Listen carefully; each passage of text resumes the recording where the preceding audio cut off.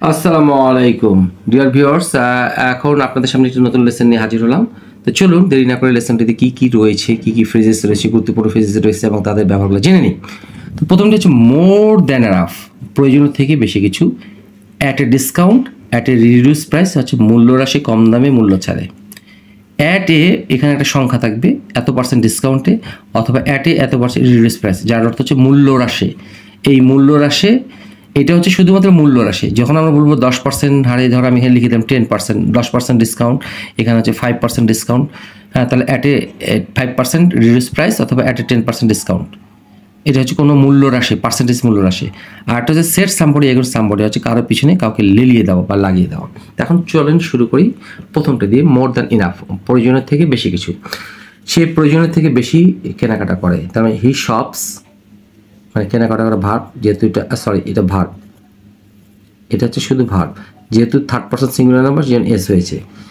মোর than enough মানে প্রয়োজনের থেকে বেশি কেনাকাটা করে, মানে প্রয়োজনের থেকে বেশি কেনাকাটা করে, এটা তার ইংরেজি।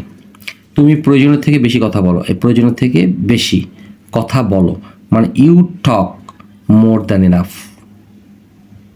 আশা করি বুঝতে পেরেছি।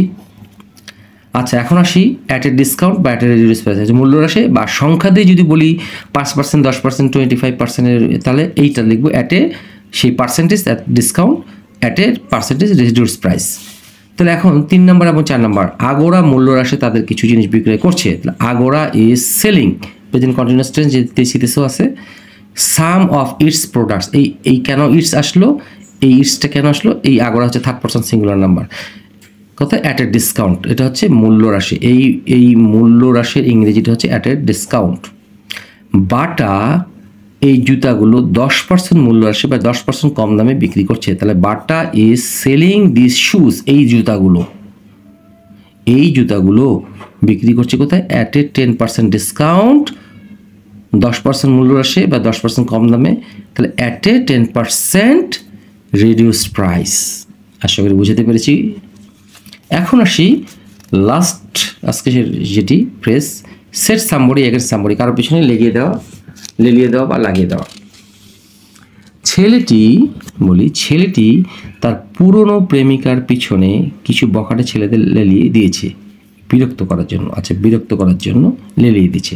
তাহলে প্রেজেন্ট পারফেক্ট টেন্স, এই হ্যাজের পর এই সেটটা হচ্ছে ভার্ব 3। তাহলে the boy has set some spoiled বয়েস, এই স্পয়েলড বয়েস হচ্ছে এই বখাটে ছেলে, ইংরেজি হচ্ছে স্পয়েলড বয়েস। কি কার পিছনে, এগেইনস্ট হার এক্স গার্লফ্রেন্ড, তার পুরনো